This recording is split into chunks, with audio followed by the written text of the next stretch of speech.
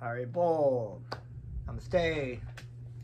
My name is Janapati Das, and we are going to get back into the reading of the Krishna story.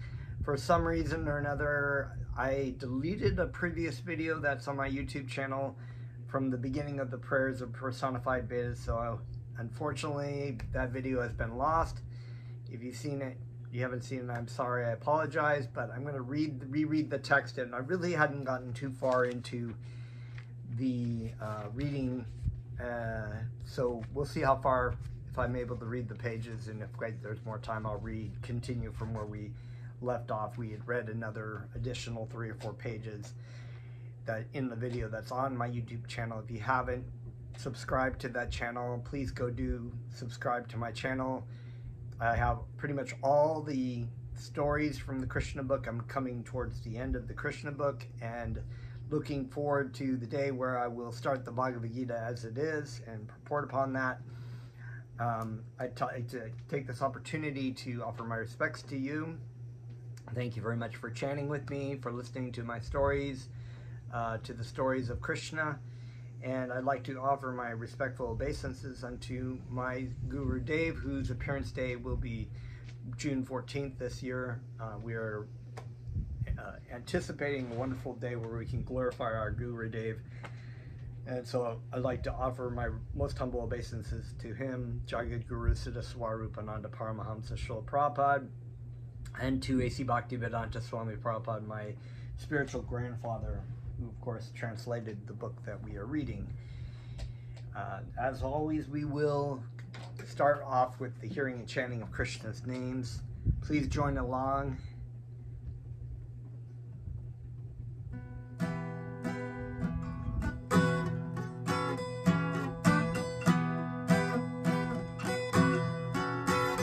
Namo Siddha Swarupananda Paramahamsa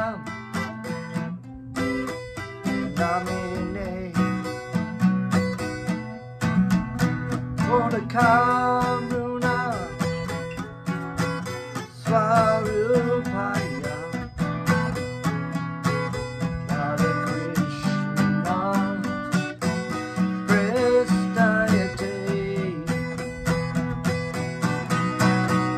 Namo Siddha Swarupananda Paramahamsa Namine Gaurakaruna Swarupaya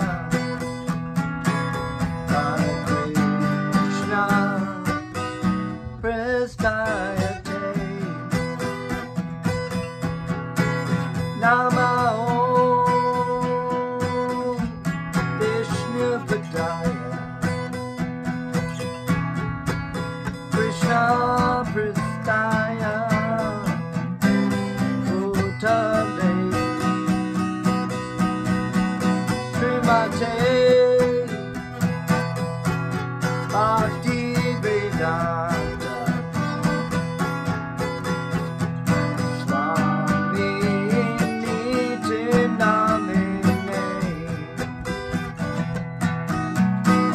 Namo Vishnu Padaya Krishna Pristaya Bhutale Srimate Bhaktivedanta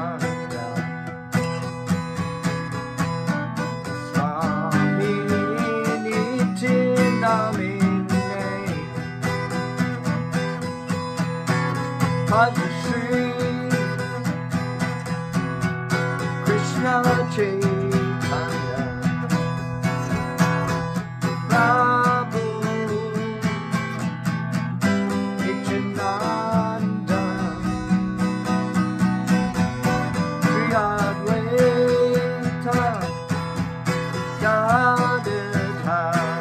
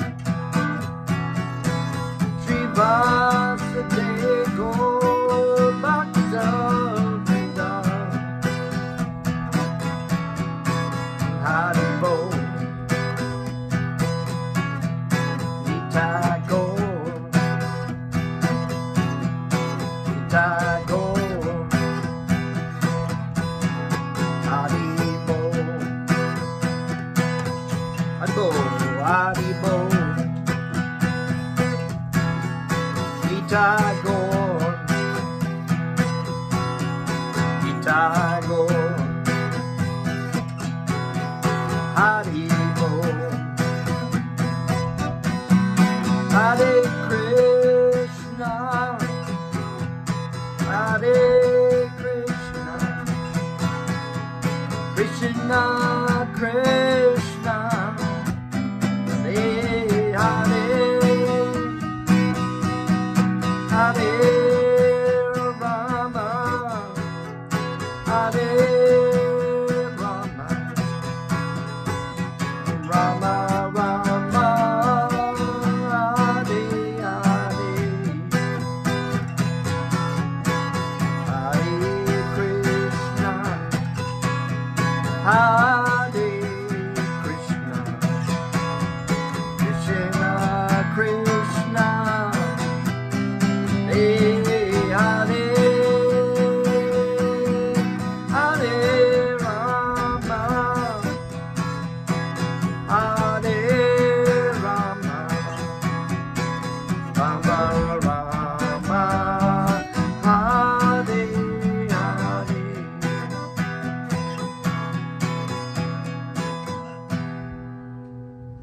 Haribo, Om Namo Bhagavate Vasudevaya, Namo Siddhaswarupana, Namaham Sanamine, Gorakaruna Swarupaya, Radha Krishna Prasthayate, Jai Srila Prabhupada. Okay, so starting from the beginning of the chapter, personified Vedas again. King Parikshit inquired from Shukadev Goswami about a very important topic in understanding transcendental subject matter. So, of course, this is the way that information is disseminated in the Vedic tradition in the descending process. A self-realized soul will impart the knowledge upon his disciple, his or her disciple, and because he has seen the truth from his spiritual master. Shukadev Goswami was the son of the great literary, the father of the Srimad Bhagavatam, who wrote the Srimad Bhagavatam on behest of his Gurudev Narada Muni Dasi. And this is how the information is. So King Parikshit, of course, is inquiring a very important, I mean, all of our questions are important, but in this case, it's a very, and this is why this is a very important chapter. It talks about the ability to understand the absolute truth while being under the modes of material nature in an embodied state that we are. His question was, since Vedic knowledge generally deals with the subject matter of the three qualities of the material world, how then can it approach the subject matter of transcendence, which is beyond the approach of the three material modes? Since the mind is material and the vibration of words is a material sound, how can the Vedic knowledge expressing by material sound the thoughts of the material mind approach transcendence? Description of a subject matter necessitates describing its source of emanation, its qualities and activities. Such description can be possible only by thinking with the material mind and by vibrating material words.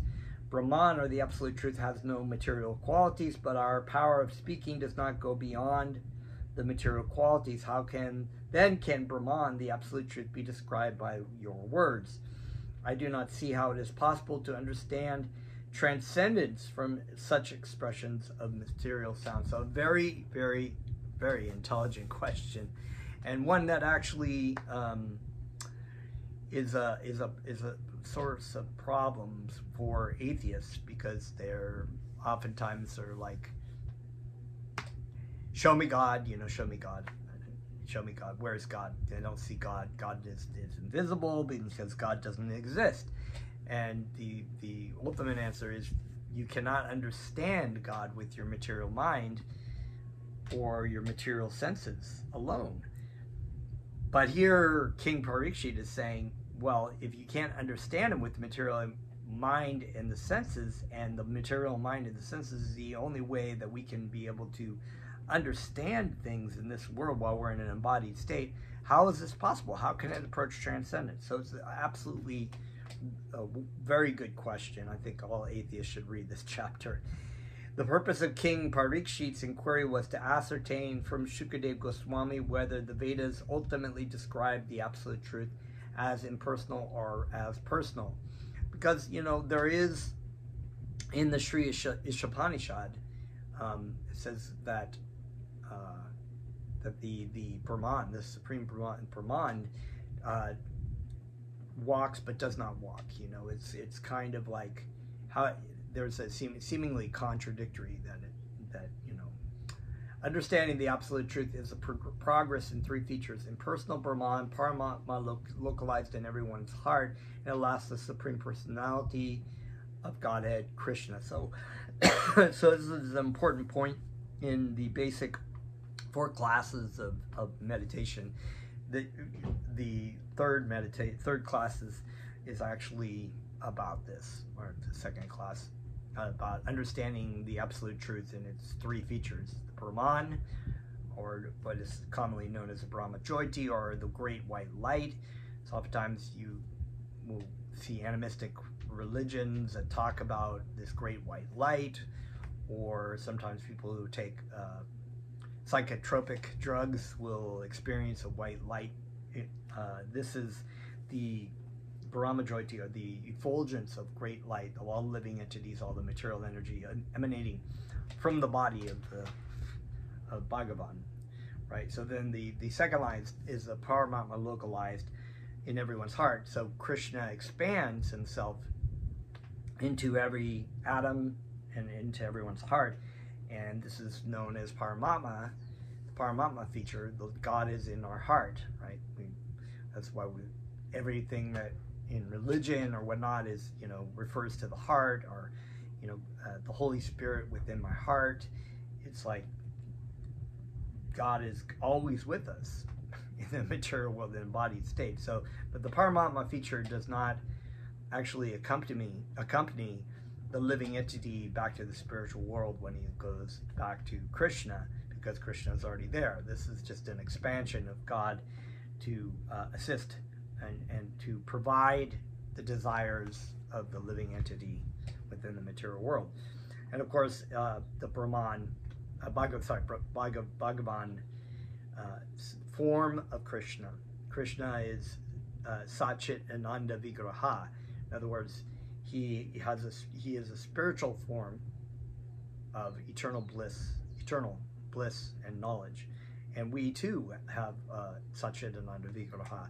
We are also, in our spiritual form, eternally full of bliss and knowledge, but in the embodied form, we are not eternal. Our body is not eternal. It's very little knowledge about anything, and it's not blissful at all. In fact, it's quite downright miserable. So this is the difference between Bhagavan and the Jivatma in the embodied form. The Vedas deal with 3 departments of activities. One is called Karma Kanda, or activities under Vedic injunction, which gradually purify one to understand his real position. The next is Jnana Kanda, the process of understanding the absolute truth by speculative knowledge. And the third is Upasana Kanda, the worship of the Supreme Personality of Godhead, and sometimes of the demigods also. So these are different chapters of the Vedas, or sections of the Vedas, Karma Kanda, but they are all ultimately there to assist the living entity in elevation towards Krishna. We are in this embodied state because we want to try to find our own enjoyment.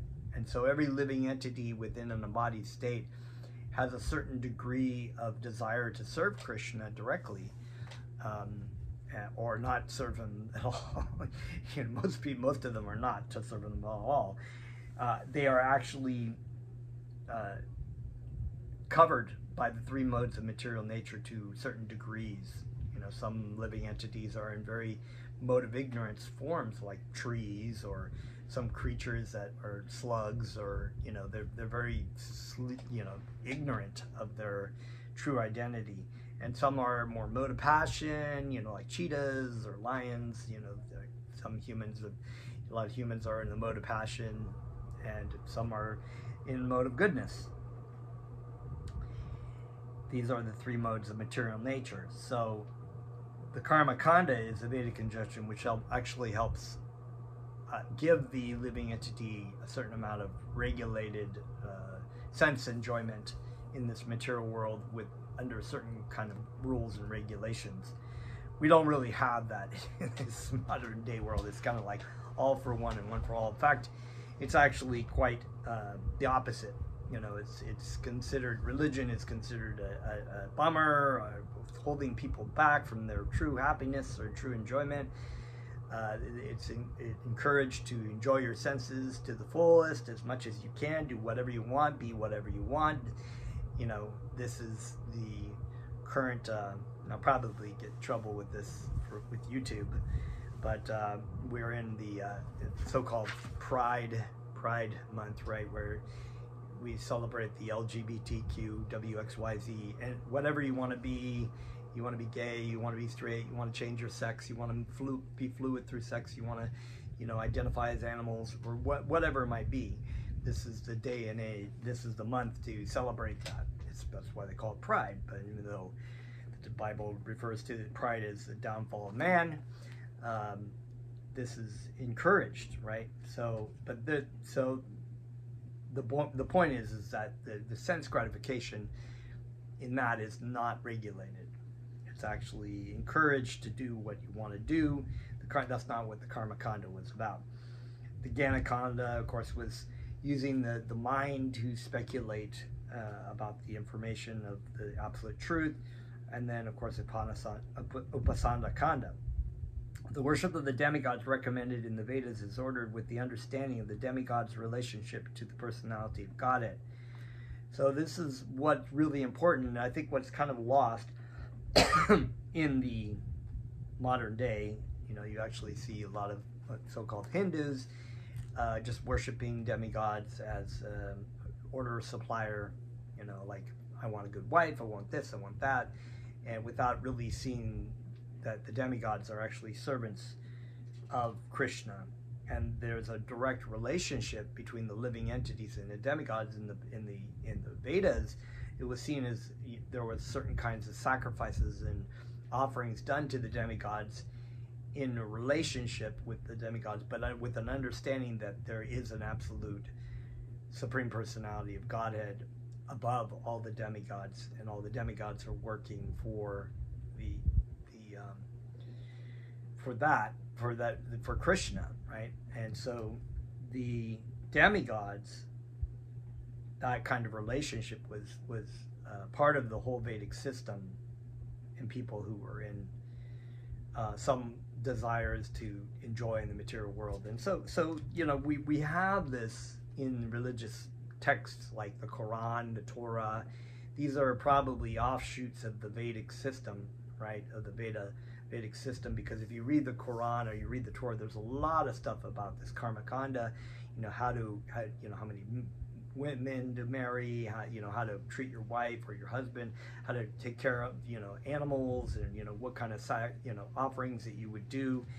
And these are so that humanity can live in the material world in a relatively regulated and spiritual way. This is what religion is really ultimately supposed to do, is regulate mankind. But the idea of, even in animistic societies or traditional societies, you see modern day thinking is that, oh, well, taboos are bad. Taboos are bad. They keep people back from, so just throw the taboos out. But in those societies, it was actually seen as regulating and importance of keeping humanity from self-destructing, which is what we're kind of heading with right now. It's basically anything goes, and along the way, with our ultimate hedonistic lifestyle, we're taking everybody out with us. What comes along is like the destruction of the planet, the increasing aggression and fighting over resources,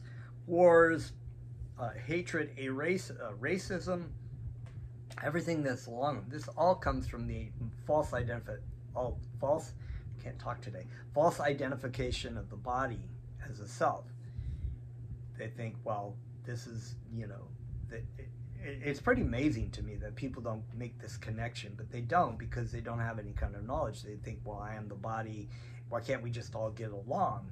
But the reality is we're not the body and we're not the mind, and that is the problem with the identification of the body and the mind. We have to think that somehow or another my body is more important than these other people's bodies, or my body is a whitish color or more peachish color, whatever it might be, lighter tinge, and those people's bodies are black, or vice versa. You know, what we're also seeing is sort of an anti-white racism, that white people are just stupid and idiotic, and it's kind of like goes around. First it was white people saying things about black people, now it's black people saying things about white people or Mexican. So it's all due to this kind of false identification of the body as itself. We have to understand that we are Satchidananda Vigraha. We are spiritual entities inside a temporary body. Right now I'm in a white body as a human. I could easily, in past lives I've been in bird bodies and tree bodies and insect bodies and demigod bodies and so many kinds of bodies trying to find happiness in this world. So that is sort of a sidetrack. I kind of have fun, but it is all related to this. It has to do with the modes of material nature and the false identification of the body with the self. The worship of the demigods is recommended in Vedas in order with the understanding of the demigods' relationship to the personality of Godhead. They are servants, right? They are servants. They are also living entities in very powerful positions serving Krishna, like we are. Supreme Personality of Godhead has many parts and parcels. Some are called swamsas, or as personal expansions. Some are called vibhinamashas, or living entities. All such expansions, both swamsas and vibhinamashas, are emanations from the original personality of Godhead. Swamsa expansions are called Vishnu Tattva, whereas the vibhinamsha expansions are called Jiva Tattva. The different demigods are Jiva Tattva. So that's really important to know, that actually when people are worshiping demigods as God, and there are a lot of yogic thinking, monist thinking, that you can just worship any demigod, Shiva or Lakshmi or Kali or Brahma or Indra, Chandra, whoever, and they're all one. They're all different faces of one God, right? But this is not actually the fact. The emanations coming from Krishna, but they are all Satchidananda Vigraha. They are all living entities in a Sachinta Veda Veda Tattva, simultaneously one but different. They are the same spiritual energy in their spiritual identity, but they are also different individuals. So that's a little bit hard to wrap our material mind, and this is of course going back to what we are talking about here, and what King Parikshit wants to know, and how is it that with our limited ability to figure things out, with our mind and our senses, how can we approach a transcendence, right? So here Bhaktivedanta goes a little bit more into this. The conditioned souls are generally put into the activities in the material world for sense gratification, therefore, as stated in the Bhagavad Gita, to regulate those who are very much addicted to different kinds of sense gratification. The worship of demigods is sometimes recommended. So you can see a gradation of surrender to Krishna. They're in types of religious paths. You have things in the material world where it's very animistic, people worshiping spirits and trees and rocks and whatnot, as pantheistic and nature worship. And it's actually said in the Vedic system that even those living entities in that situation, if they nicely do the rules and regulations and offer to the trees and rocks and whatnot, they will be elevated. The Jivatma will be elevated to a higher position in the next life. So it's not all wasted in that sense, but it's sort of a longer path to go than to directly serve Krishna. So Krishna is very merciful. He is understanding that we want to be playing Krishna, want to come to this material world, but he still gives a system for people to come back to him. you know. It's kind of like, it's like if you need to come back, the door is always open, right?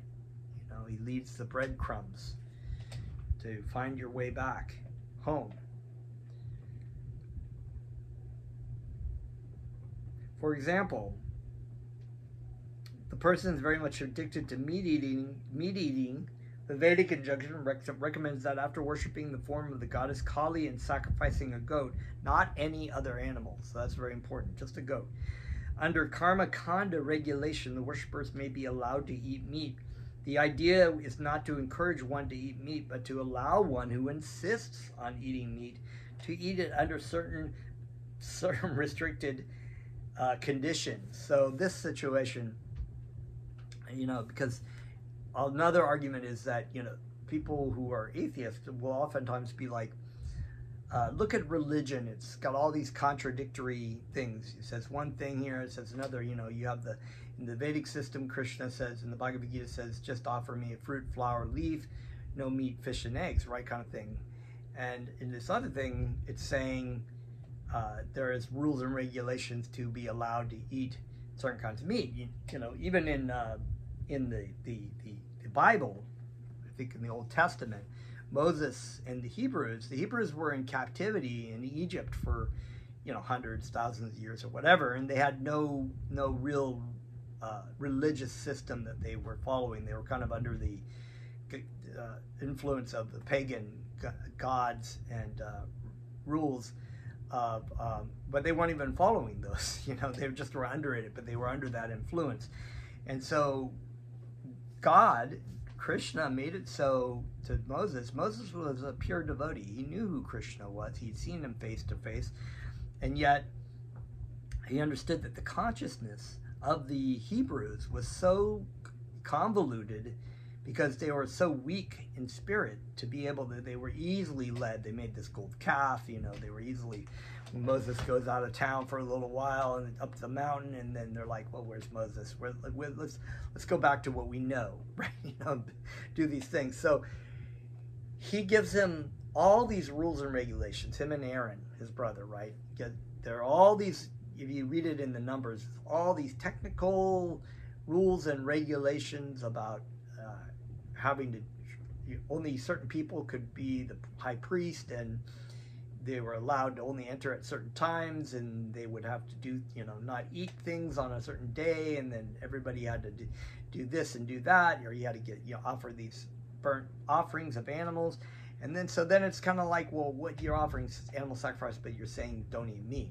Well, this is all coming back to the consciousness of the living entity. So some people are in a collective consciousness of, you know, because they're in a certain group of people, their consciousness is very convoluted. So they're given very simple rules of, you know, like math. You know, you're given 1 + 1 is 2, right? But there's a higher calculus that has this 1 + 1 is 2, and it's understood, but it's not necessary in this high calculus because it's a higher, more purified consciousness to be able to see and understand things. So this all coming back to the point that, you know, if you really want to eat meat, if you really want to eat meat, you can. You have to eat this goat, and the rules beyond that is you have to promise the goat that you will be slaughtered by the goat and eaten by him in the next life. I mean, you got to really, really want to eat meat to be able to do that. And you know, with the popularity of Jollibee and McDonald's and Burger King and all these places, I wouldn't be surprised if there were people who would do this. You know, they just eat meat all the time, and they're addicted to meat eating, really addicted. I mean, it's like all you got to do is open up a forum about vegetarianism and get meaty people making snarky jokes and whatnot, without the real realization of the kind of horrible side effects that eating meat has on our planet, on our health, on the animals and living entities. They're just a horrible torture. I mean, they just, you know, all you got to do is watch a video. They literally, cows, they string them up, they cut them down with a scissor, they pull they kind of like rip off all their skin. It's just like And that's so you could have a Burger King or a Big Mac every day. And oh, it's so yummy. Anyway, that being said, so there is a rule and regulation in the Vedic system that if you wanted to, you would have to wait to a full moon night to kill this black goat, and yeah, that's a low consciousness, but it was there for people, and it was under a regulation, and you would do that, and would help you elevate, but you had a certain condition that you would have to be eaten in your next life. Good for you now to have that goat burger, but later on, maybe not so much. The idea, okay, so it wasn't to encourage people to eat meat. In fact, it was, if anybody with their right mind would be like, well, I don't know, maybe I'll just rather have that salad than having a goat burger. I mean, for what I have to do. So, but it was there. It was there to help the person who really was so fallen that they had to eat a goat. Therefore, worship of the demigods is not worship of the absolute truth, but by worshiping the demigods, one gradually comes to accept the supreme personality of Godhead in an indirect way. So there's that elevation, right? And that's really what you're doing in a lot of these kind of lower sort of like regulatory systems. You're worshiping God in an indirect way that elevates your consciousness. The indirect acceptance is described in the Bhagavad Gita as a vijji. A vijji means not bona fide. Since demigod worship is not bona fide, the impersonalists stress concentration on the impersonal feature of the absolute truth. Right. So the worship of demigods is not regular. Is not bona fide, but you can do it in a sense that would help you. Since demigod worship is not bona fide, the impersonal. Okay, so King Parikshit's question was, which is the ultimate target of Vedic knowledge? This concentration on the impersonal feature of the absolute truth, or concentration on the personal feature? Another really good question. So, what's the conclusion of the Vedas? Is it that everything is one, that you can worship all these ones? There are yogic paths, and there are so-called gurus who propound that this is actually indeed the conclusion of the Vedas. They worship, they read the Vedanta Sutras, and they come to their conclusion that were set forth by Shankarananda, the great impersonalist, a guru who is actually Lord Shiva. And Lord Shiva was instructed by Krishna to teach impersonalism. And this is laid out in, why Buddhism, like Lord Buddha came, why Shankarananda came, and then why the subsequent gurus like Ramanujacharya and whatnot, all the way to Lord Chaitanya, what was the reason? And the reason was to ultimately reinstate personalism, or the Vaishnava system as taught by Lord Chaitanya, who was non-different than Krishna. Since demigod worship is not bona fide, okay, so I read that. After all, both the impersonalist and impersonalist personal feature of the Supreme Lord are beyond our material conception. This is true. You may be able to see or even achieve the ability to merge spiritually into the impersonal feature of the Brahmajyoti, but they are beyond the material senses, and that is understood. They're beyond the material body. They are both spiritual energy. After all, both the impersonal feature, the impersonal feature of the Absolute, the Brahman effulgence, is but the rays of the personal body of Krishna. These rays of the personal body of Krishna are cast all over creation of the Lord, and the portion of the effulgence which is covered by the material cloud is called the created cosmos of the three material qualities: sattva, goodness; rajas, passion; and tamas, ignorance. How can persons who are within this clouded portion called the material world conceive of the absolute truth by this speculative knowledge? Right? In answering King Parikshit's question, Shukadeva Goswami replied that the Supreme Personality of Godhead has created the mind, senses, and living force of the living entity for the purpose of sense gratification and transmigration from one kind of body to another, as well as for the purpose of allowing liberation from the material conditions. In other words, one can utilize the senses, mind, and living force for the sense gratification and transmigration of the body of one body to another, or for the matter of liberation. The Vedic injunction are there just to give the conditioned souls a chance for sense gratification under regulative principles, and thereby also give them the chance for promotion to higher conditions of life. Ultimately, if the consciousness is purified, one comes to his original position and goes back home, back to Godhead. Right? So that was the ultimate goal. And I think that's where I left off. It was just a little bit of the first part, but so we're going to jump ahead. If you wanted to know the second part, you can read. Let's see here.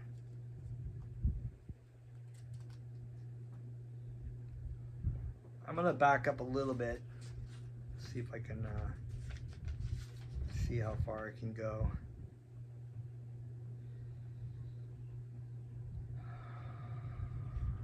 Okay, we'll read a couple more pages here since we are only 37 minutes in here. So this is jumping ahead.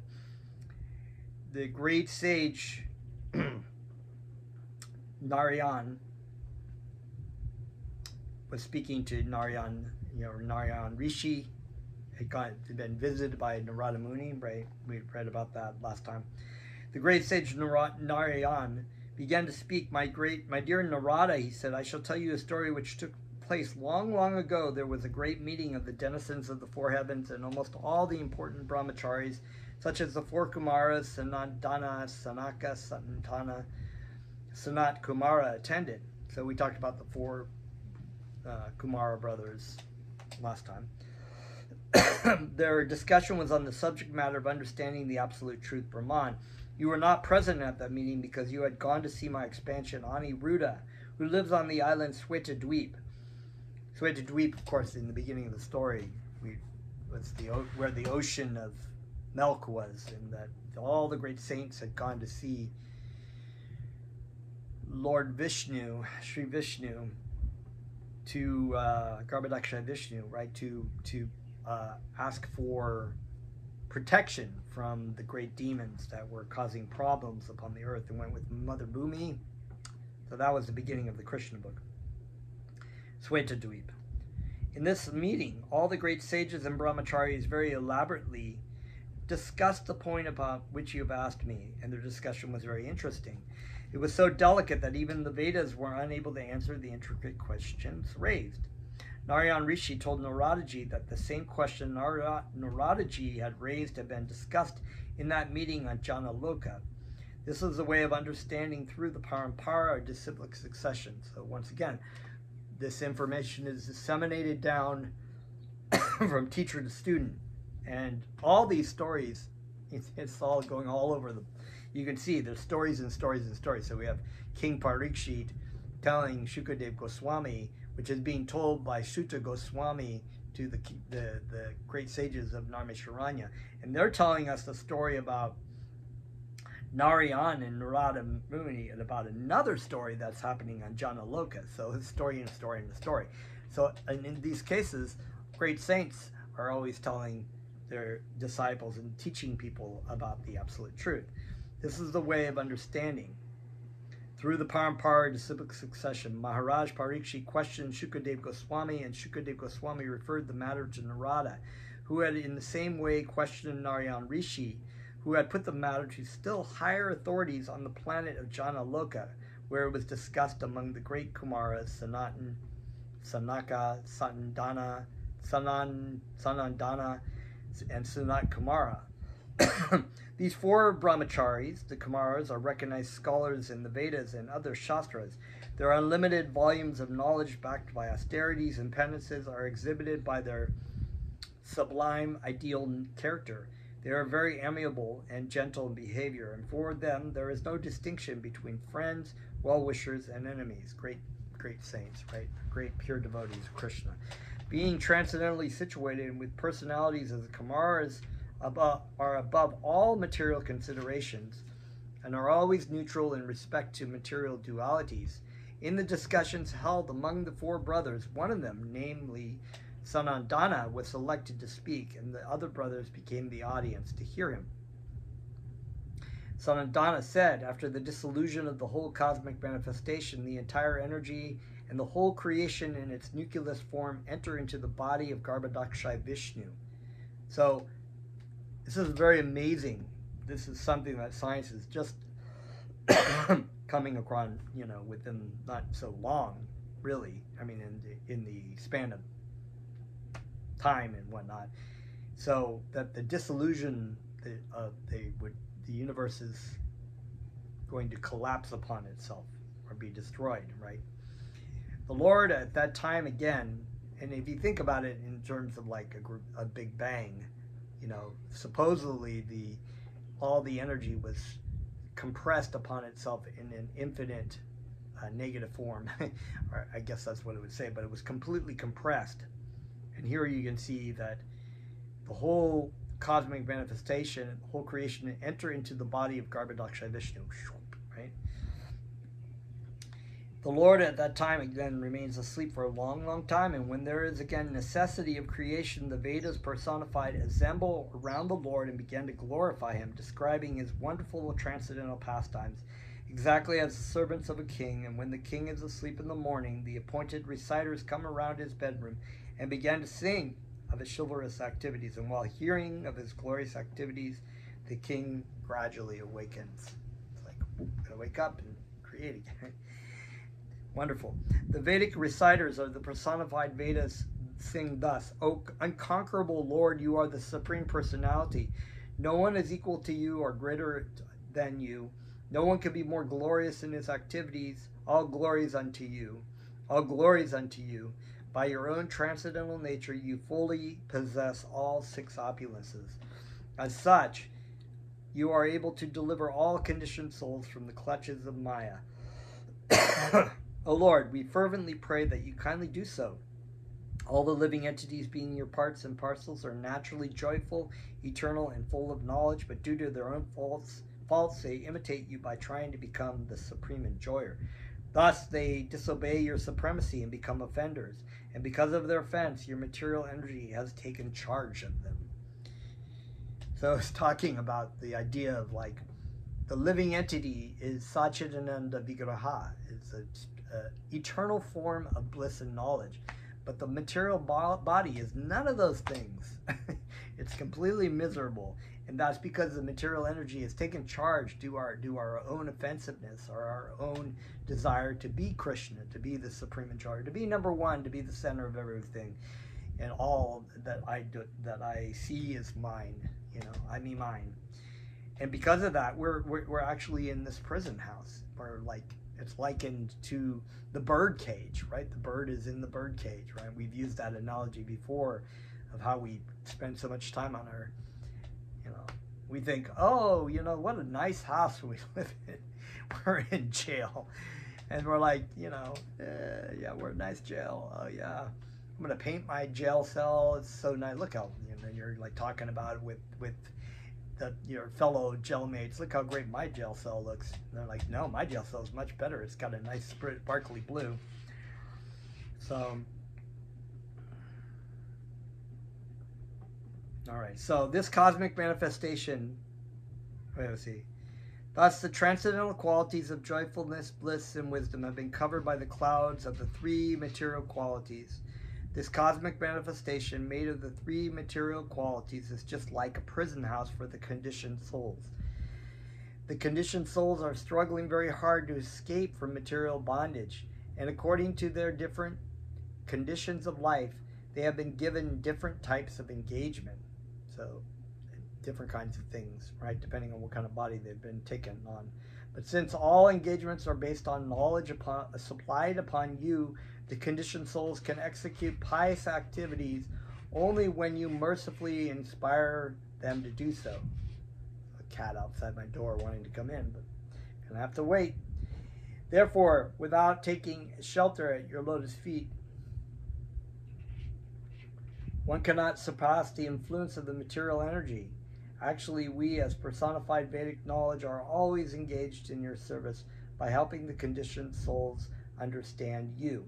So the Vedas, they're making the point that it's there to help the living entity understand Krishna and understand ultimately who they really are and what their relationship is with Krishna. This prayer of the Vedas personified illustrates that the Vedas are meant for helping the conditioned souls to understand Krishna.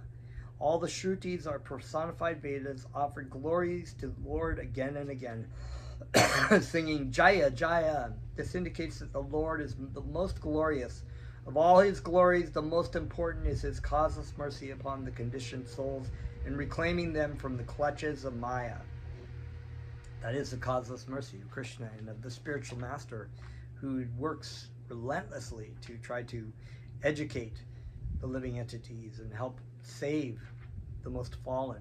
That's why Lord Chaitanya Mahaprabhu is called Patita Pavana, the savior of the most fallen, and the spiritual master is the representative of Lord Chaitanya.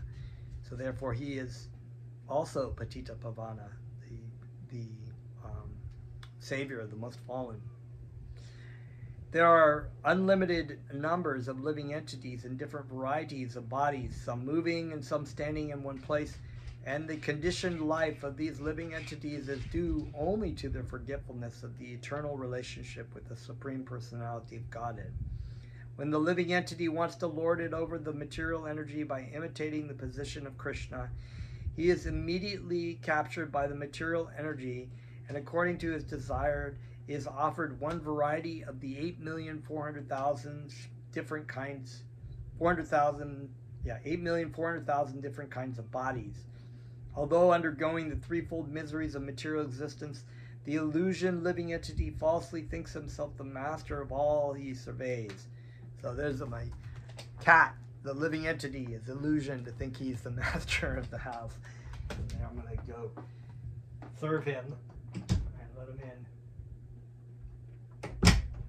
His name is Nitai. Hi, Bill Nitai. He's coming in to sleep in the bed. He's like, come serve me. Under the spell, the material energy represented by the threefold material qualities, the living entity is so entangled that he is not at all able to become free unless he is graced by the Supreme Lord. The living entity cannot conquer the influence of the material modes of nature by his own endeavor, but because material nature is working under the control of the Supreme Lord, the Lord is beyond its jurisdiction. Except for him, all living entities from Brahma down to the ant are conquered by the contact of material nature. So Krishna is the mercy of Krishna. Krishna is the source of all emanations. Therefore, if a living entity most humbly surrenders his life at the feet of the spiritual master and of Krishna, Krishna has jurisdiction over the material energy. He can bless the living entity with prema, or the mercy of Krishna, the love for God. And with that love comes the understanding of who they are and what their purpose is and who Krishna is. It's very wonderful. So this is an answer. I know there's more to go on here, but this is the answer of what King Parikshit is asking about. Because the Lord possesses in full the six opulences of wealth, strength, fame, beauty, knowledge, and renunciation, he is alone beyond the spell of material nature. Unless the living entity is situated in Krishna consciousness, he cannot approach the Supreme Personality of Godhead. Yet the Lord, by his own omnipotency, can dictate from within, as a super soul, the Paramatma, right? Expansion. How a living entity can gradually come to him even while performing his ordinary work. This was the situation of Arjuna, right? Arjuna could, although he was hearing from Krishna, he was also hearing from the Lord in his heart, Krishna in his heart, about how he can serve, right? What he can do, what it was in his best interest. He accepted that.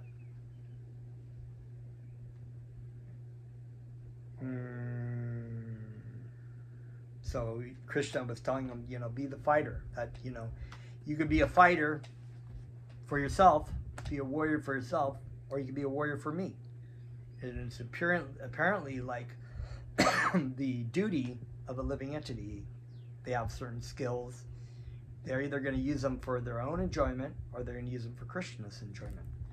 And what Bhaktivedanta is saying here is Krishna's enjoyment is the key, because Krishna is the source of all enjoyment. He is the emanation of all things. Unless the living entity is situated in Krishna consciousness, he cannot approach the Supreme Personality of Godhead.